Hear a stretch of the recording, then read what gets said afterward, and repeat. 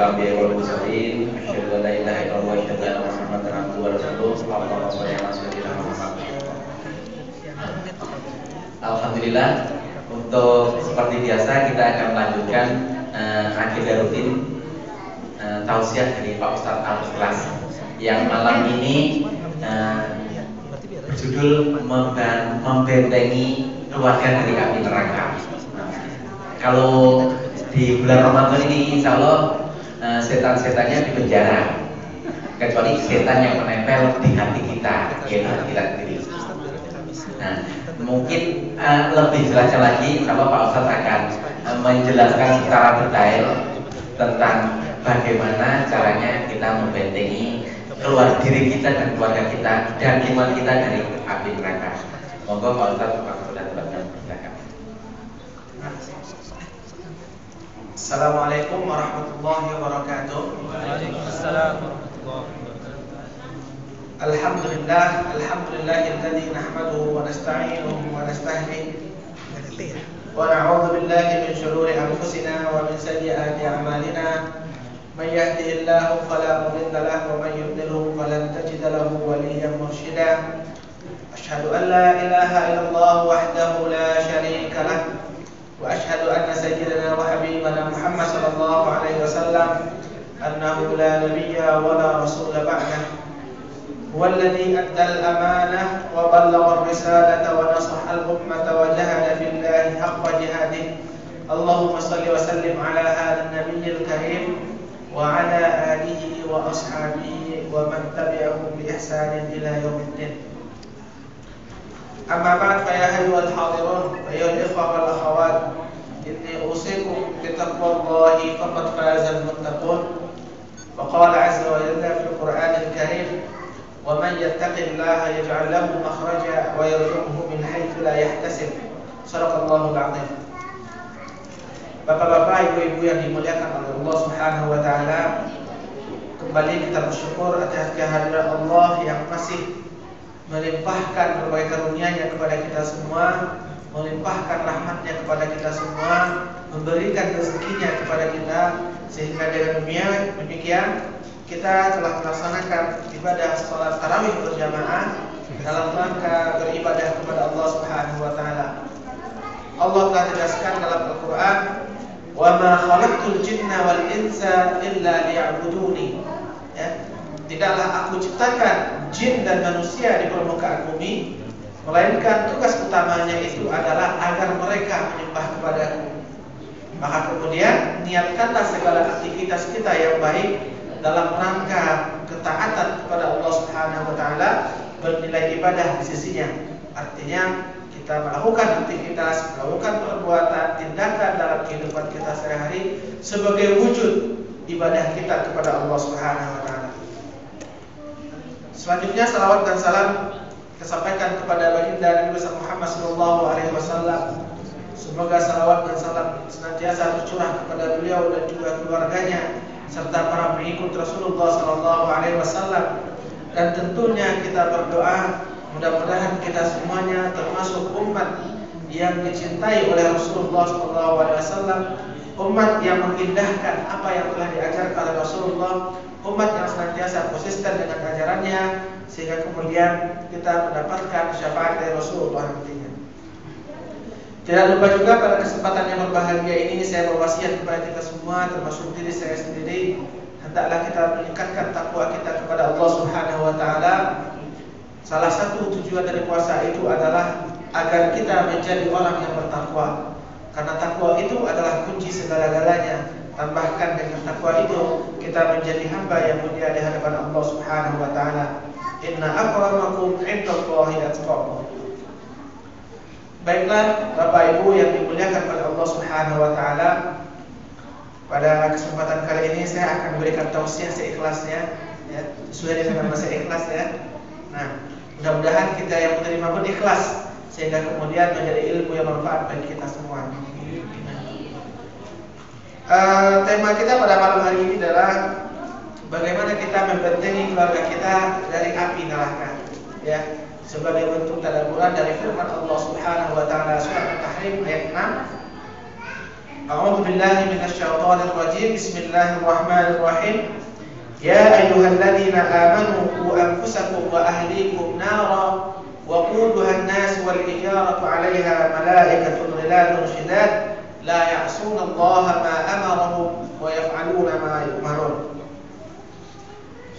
Artinya, hai orang-orang yang beriman, peliharalah dirimu dan juga keluargamu dari api neraka, yang mana bahan bakarnya itu adalah manusia dan batu. Kemudian neraka itu dijaga oleh malaikat-malaikat yang kasar dan lagi keras, yang tidak mendurhakai Allah Subhanahu wa taala terhadap apa yang diperintahkannya, dan mereka senantiasa mengerjakan apa yang diperintahkan oleh Allah Subhanahu wa taala. Pada ayat ini secara umum Allah memerintahkan kita kepada orang-orang yang beriman, orang-orang yang meyakini Allah Tuhan kita, Muhammad itu utusan Allah Subhanahu wa taala, yang tercipta dalam dirinya keimanan yang sempurna, yaitu keyakinan dalam hati yang paling dalam, meyakini bahwasanya tidak ada Tuhan selain Allah Subhanahu wa taala, dan apa yang dibawa oleh Rasulullah SAW merupakan syariat bagi umat manusia, dan membenarkan apa yang disampaikan oleh Rasulullah sebagai juru bicara Allah di permukaan bumi. Kemudian keimanan itu mesti kita ucapkan dengan lidah kita dengan ikrar asyhadu an la ilaha illallah wa asyhadu anna Muhammadar Rasulullah. Ketika kita lahir ditalkinkan oleh orang tua kita dengan kalimat syahadat. Seseorang yang non-muslim jika dia ingin masuk ke dalam ajaran Islam, maka dia mesti mengucapkan syahadat, karena syahadat itu merupakan ikrar hati, ikrar perkataan kita bahwasanya pengakuan kita tidak ada Tuhan selain Allah dan Muhammad itu adalah utusan Allah. Dan kemudian iman itu adalah al-a'malu bil jawarih, kemudian kita laksanakan, ya. Kita praktekkan apa yang diperintahkan oleh Allah Subhanahu wa taala dalam kitabnya, dan kemudian kita tinggalkan apa yang dilarang oleh Allah Subhanahu wa taala dalam kitabnya. Maka kemudian iman itu mesti dari tiga hal tadi, tiga komponen tadi. Seseorang dikatakan beriman atau mukmin sejati, yang pertama itu adalah tasdiqu bil qalbi, membenarkan dalam hatinya yang paling dalam. Yang kemudian iqraru bil lisani, dia ikrarkan dengan lidahnya, dia ikrarkan dengan perkataannya bahwasanya tidak ada Tuhan selain Allah dan Muhammad itu adalah utusan Allah. Wal a'malu bil jawarih, tidak hanya sampai di situ saja, kemudian mereka pun mengamalkan apa yang diperintahkan oleh Allah dan meninggalkan apa yang dilarang oleh Allah Subhanahu wa taala. Bapak-bapak, ibu-ibu yang dimuliakan oleh Allah Subhanahu wa taala, apa yang diperintahkan oleh Allah Subhanahu wa taala kepada kita selaku orang-orang yang beriman? Hendaklah kamu menjaga dirimu dan juga keluargamu dari api neraka. Suatu ketika Ibnu Umar pernah ditanya apa yang dimaksud oleh Allah dalam firman-Nya ini, dan dia kemudian mengatakan,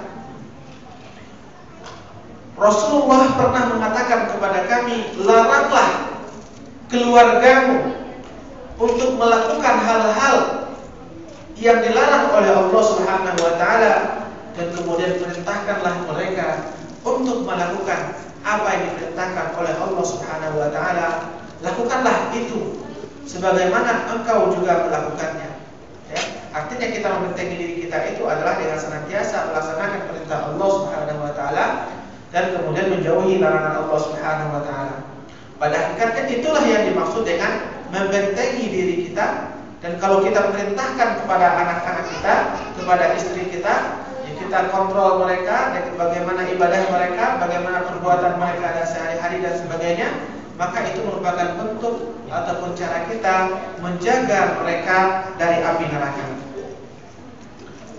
Ibnu Abbas juga pernah mengatakan, jagalah diri dan keluargamu itu adalah suruhlah mereka untuk senantiasa berzikir dan berdoa kepada Allah Subhanahu wa taala, sehingga Allah menyelamatkan mereka dari api neraka, ya. Artinya ketika kita berzikir kepada Allah Subhanahu wa taala, senantiasa ingat kepada Allah. Zikir yang kita lakukan tidak hanya dengan perkataan, Tapi zikir itu bisa dengan hati, zikir itu bisa dengan perbuatan, zikir itu bisa dengan pikiran. Karena semuanya itu, semua aktivitas yang kita lakukan, dan ketika kita ingat kepada Allah Subhanahu wa taala, kita tujukan kepada Allah Subhanahu wa taala, kita hadirkan Allah Subhanahu wa taala, itu juga sudah merupakan aktivitas zikir kita kepada Allah, ya. Aqimis sholata lidzikri. Ketika kita berdiri melaksanakan ibadah salat, maka suatu tujuannya adalah untuk mengingat Allah Subhanahu wa taala. Walladzina yadhkuruna Allaha qiyaman wa qu'udan wa 'ala junubihim. Bahkan mereka pun dalam keadaan berbaring pun senantiasa berzikir, berdiri pun berzikir, duduk pun berzikir. Artinya dalam kondisi apapun hendaklah kita senantiasa berzikir kepada Allah Subhanahu wa taala. Karena zikir itu salah satu amalan yang dapat menghindarkan kita dari api neraka. Bapak-bapak, ibu-ibu yang dimuliakan oleh Allah Subhanahu wa taala. Nah, apa pelajaran yang dapat kita petik? Ya, pelajaran yang lebih rincinya dari ayat-ayat yang telah Allah jelaskan, khususnya dalam surat At-Tahrim ayat 6 ini, yang memerintahkan kita untuk senantiasa melindungi diri kita dan juga keluarga dari api neraka. Yang pertama, ketika kita melakukan sesuatu dalam rangka melindungi diri kita, memprotek diri kita ataupun keluarga kita dari api neraka, maka landaskanlah aktivitas itu ataupun kontrol itu dengan niat kepada Allah Subhanahu wa taala, ya. Jangan kita mengontrol ataupun melindungi keluarga kita itu bukan atas keimanan ataupun bukan atas niat kepada Allah Subhanahu wa taala. Mungkin hanya ingin disebut, ingin hanya dikatakan terpandang, atau hanya ingin dikatakan sebagai keluarga yang baik dan sebagainya. Kalau seandainya itu, maka sungguh sudah salah niat kita, ya. Segala amalan itu harus diniatkan kepada Allah Subhanahu wa taala. Segala kebaikan itu harus dilandaskan niat yang ikhlas kepada Allah Subhanahu wa taala. Sebagaimana hadis katakan, innamal a'malu binniyat wa innamal likulli imrin ma nawa. Sesungguhnya amalan kita masing-masing tergantung kepada niat kita masing-masing, dan kita akan mendapat balasan dari apa yang kita lakukan sesuai dengan apa yang kita niatkan dalam hati. Apa yang terbersit dalam diri kita. Untuk apa kita melakukannya? Karena siapa kita melakukannya? Adakah itu karena Allah Subhanahu wa taala atau tidak? Kalau karena Allah Subhanahu wa taala, maka kemudian aktivitas yang kita lakukan akan bernilai ibadah sisi Allah Subhanahu wa taala. Yang kedua, kata Allah, qu anfusakum. Jagalah dirimu, ya. Jadi kita diperintahkan untuk menjaga diri kita terlebih dahulu, baru kemudian kita jaga keluarga kita dari api neraka. Kalau kita naik pesawat, ya, kalau seandainya tiba-tiba tekanan udara di kabin pesawat itu turun dan kemudian turun masker oksigen, maka kita dahulu yang lebih utamakan untuk diberi oksigen, baru kemudian kalau ada anak di samping kita, baru kita kasih dia. Logikanya juga seperti itu. Seseorang tidak akan bisa menyelamatkan orang lain dari api neraka kalau dia sendiri juga tidak bisa selamat dari api neraka, ya. Seseorang yang tidak akan bisa menyelamatkan seseorang kalau kondisinya sendiri juga tidak selamat. Maka itu juga yang dikatakan oleh Allah Subhanahu wa taala. Sebelum kita masing-masing menyelamatkan keluarga kita masing-masing dari api neraka, ingin menyelamatkan anak kita, ingin menyelamatkan istri kita, ingin menyelamatkan kerabat kita, tapi ketahuilah hal itu tidak akan sukses kalau seandainya kita sendiri tidak bisa menyelamatkan diri kita masing-masing, ya. Maka sangat besar peran yang kita pegang, sangat besar tanggung jawab yang kita emban kalau seandainya kita terlebih dahulu harus menyelamatkan diri kita dari api neraka, baru kemudian dengan orang-orang yang ada di sekitar kita. Imam Mujahid pernah mengatakan, bertakwalah kepada Allah dan berpesanlah kepada keluarga kalian untuk bertakwa kepada Allah Subhanahu wa taala. Perintah bertakwa dalam rangka menjaga diri kita dari api neraka itu juga ditujukan kepada diri kita terlebih dahulu, pribadi kita masing-masing. Baru kemudian kita sampaikan, kita ajarkan, kita tularkan kepada orang yang ada di sekitar kita. Dalam sebuah pepatah dikatakan, ibda' binafsik, thumma wad'u ghairak, ya. Mulailah diri kita masing-masing, dan kemudian baru kita sampaikan kepada orang yang ada di sekitar kita. Nah, kemudian jangan lupa, kita terlebih dahulu, baru kemudian orang yang ada di sekitar kita.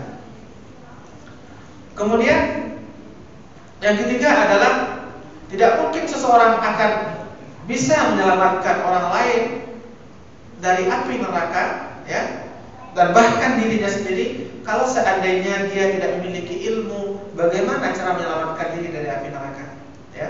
Maka kemudian yang dimaksud ilmu di sini adalah ilmu yang berkaitan dengan agama, ilmu yang berkaitan dengan tuntunan hidup manusia selama hidup di dunia, dan ilmu yang akan mengantarkan mereka untuk sampai ke kampung akhirat nantinya. Karena sebuah hadis pernah dikatakan oleh Rasulullah SAW, "Man arada dunya fa'alaihi bil ilmi, wa man arada al akhirata fa'alaihi bil ilmi, wa man aradahuma fa'alaihi bil ilmi." Siapa saja di antara kita yang menginginkan kebahagiaan hidup di dunia, maka mesti dengan ilmu. Dan siapa saja yang menginginkan kebahagiaan hidup di akhirat, juga mesti dengan ilmu. Dan siapa saja yang menginginkan kedua-duanya, bahagia hidup di dunia dan akhirat, terbebas dari api neraka, dari dunia dan di akhirat nantinya, maka kemudian mesti orang itu memiliki ilmu, ya, ilmu yang berkaitan dengan dirinya masing-masing, ilmu yang berkaitan dengan agama Allah, dan ilmu yang berkaitan dengan hal-hal yang dapat melindungi mereka dari api neraka. Kemudian selanjutnya adalah yang pelajaran yang keempat kita ambil, takwa merupakan kunci dalam rangka menjaga diri kita dari api neraka, ya. Karena Allah telah katakan dalam Al-Quran, "Wa tazawwadu fa inna khairaz zadi taqwa." Berbekallah kita masing-masing, karena sebaik-baik bekal itu adalah takwa. Kalau seandainya kita memiliki takwa itu dalam diri kita masing-masing, rasa takut kepada Allah Subhanahu wa taala, sehingga mendorong kita untuk beramal sebanyak-banyaknya dan menjauhi amalan-amalan yang buruk ataupun amalan-amalan yang dimurkai oleh Allah Subhanahu wa taala, sudah barang tentu kita termasuk orang yang bertakwa, dan takwa itulah yang akan menyelamatkan kita dari api neraka. Maka kemudian Bapak-bapak, ibu-ibu yang dimuliakan oleh Allah Subhanahu wa taala, ini sangat penting, ya. Sangat penting bagi kita untuk memperhatikan bagaimana kita senantiasa meningkatkan takwa itu kepada Allah, ya. Karena takwa itu akan fluktuatif seiring dengan bertambah dengan kurangnya iman seseorang, kadar keimanan dalam jiwa seseorang. Sebagaimana Rasulullah katakan, "Al-imanu yazidu wa yanqus, yazidu bi ta'atillahi wa yanqusu bi ma'siyatillah." Ya, keimanan itu akan bertambah dan juga berkurang. Bertambahnya keimanan seseorang ketika dia senantiasa taat kepada Allah Subhanahu wa taala. Tetapi kalau seandainya malah dia bermaksiat, itu sebagai indikator bahwasanya kadar iman itu sedang menipis dalam jiwanya.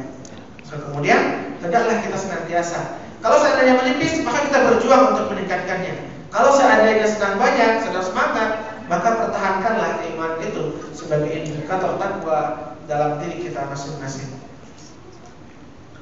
Selanjutnya, setelah kita mengetahui apa yang mesti kita ajarkan, setelah kita memiliki ilmu, dan setelah kita memiliki kunci-kunci takwa dalam rangka menjaga diri kita dari api neraka, kemudian serulah orang-orang yang ada di sekitar kita, termasuk anak-anak kita, istri kita, adik kita, orang tua kita, keponakan kita, dan sebagainya, untuk senantiasa bertakwa kepada Allah Subhanahu wa taala.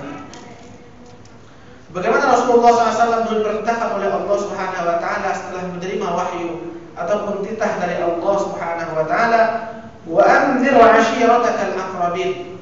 Kemudian engkau beri peringatanlah kepada orang-orang yang ada di sekitarmu. Kalau seandainya kita ingin sama-sama bahagia hidup di dunia dan di akhirat nantinya, maka takwa itulah, amalan itulah, amal soleh itulah yang akan bisa mengelompokkan kita kembali dengan orang-orang yang kita cintai di akhirat nantinya. Tapi kalau seandainya tidak, apa yang terjadi pada Nuh alaihissalam, meskipun dia cinta sama anaknya yang bernama Kan'an, tetapi ketika Kan'an tidak mau mengikuti apa yang disampaikan oleh Nuh alaihissalam, tidak ada jaminan Kan'an akan bisa bersama Nuh di surga nantinya. Begitu juga dengan paman Rasulullah SAW, Abdul Muttalib, yang tidak mengikrarkan syahadatnya sebelum beliau menghembuskan nafas terakhir, meskipun beliau sangat membentengi Rasulullah SAW dalam dakwahnya. Makanya kemudian Setelah kita, bukti sayang kita kepada keluarga, bukti sayang kita kepada anak-anak kita, bukti sayang kita ataupun cinta kita kepada istri kita, bukan kemudian memenuhi segala kebutuhannya di permukaan bumi. Bukan kita harus mati-matian memenuhi segala kebutuhannya bersifat materi. Tapi yang lebih dari itu adalah di samping kita memenuhi kebutuhannya, kita perhatikan bagaimana tingkah lakunya, kita perhatikan ibadah mereka, kita perhatikan akidah mereka. Kalau seandainya mereka dalam kebaikan, maka bersyukurlah kepada Allah Subhanahu wa taala. Mudah-mudahan kita dipertemukan lagi di surga nantinya. Tapi kalau seandainya tidak, maka itu sudah menjadi tanggung jawab kita masing-masing untuk mendidik mereka ataupun menjauhkan mereka dari api neraka. Dan yang kemudian adalah yang terakhir, dalam mendidik diri kita dan keluarga kita agar mereka terjauh dari api neraka, butuh kesabaran. Ya, sebagaimana Allah katakan, wa'mur ahlaka bis-shalati wastabir 'alaiha. Ketika engkau memerintahkan keluargamu untuk melaksanakan sholat, lalu kemudian bersabarlah. Ya, artinya ketika kita sudah punya anak yang balik berakal, kita perintah untuk sholat dan sebagainya. Rasulullah pernah mengatakan, ajarkanlah mereka untuk sholat sampai pada umur 7 tahun.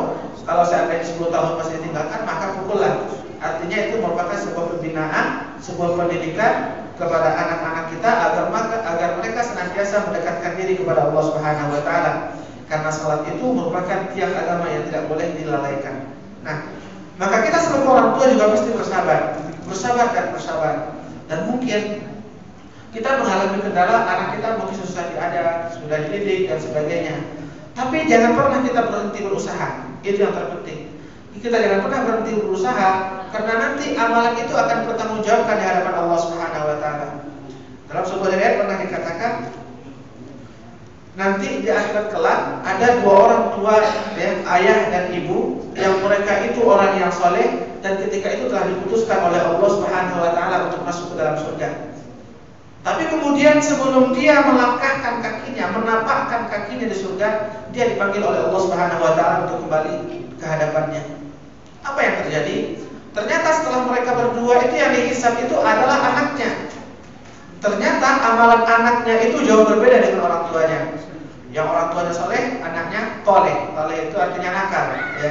Orang tuanya baik, anaknya buruk. Orang tuanya taat, anaknya suka bermaksiat. Kemudian ketika Allah bertanya kepada anak itu, kenapa engkau seperti ini? Bukankah orang tuamu itu orang yang soleh dan sebagainya?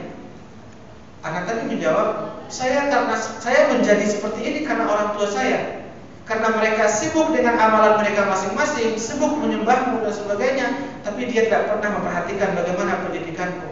Dia tidak pernah mengajariku bagaimana untuk sholat. Dia tidak pernah mengajariku bagaimana untuk taat kepadamu. Maka apa yang terjadi? Allah menanya kepada kedua orang tadi, benarkah itu yang telah kau lakukan kepada anakmu? Dan mereka pun mengakui, ya, karena mereka hanya sibuk mencari surga untuk mereka berdua. Apa yang terjadi? Allah putuskan ketika itu dia dan kedua orang tuanya itu dicampakkan ke dalam api neraka. Makanya kemudian itu merupakan sebuah tanggung jawab dan amanah bagi kita. Kalau seandainya kita telah mencoba berusaha dan ternyata masih tidak, maka tidak ada dosa bagi Nabi Nuh alaihissalam meskipun anaknya Kan'an tetap menjadi kafir. Walaupun dia dimatikan atau tenggelamkan dalam keadaan tidak beriman kepada Allah Subhanahu wa taala. Tapi kalau kita biarkan, lepaskan tanggung jawab itu dari pundak kita masing-masing, kullukum ra'in wa kullukum mas'ulun an ra'iyatihi. Setiap kita itu adalah pemimpin, kata Allah Subhanahu wa taala melalui lisan Rasulnya. Dan setiap pemimpin itu akan mempertanggungjawabkan dari apa yang mereka pimpin. Kalau tidak di permukaan bumi, mereka mempertanggungjawabkan di akhir kelak di hadapan Allah Subhanahu wa taala. Semuanya akan ditanya. Sebuah amanah itu akan dipertanggungjawabkan, dan kita akan ditanya tentang apa yang telah kita lakukan terhadap diri kita dan juga keluarga kita nantinya.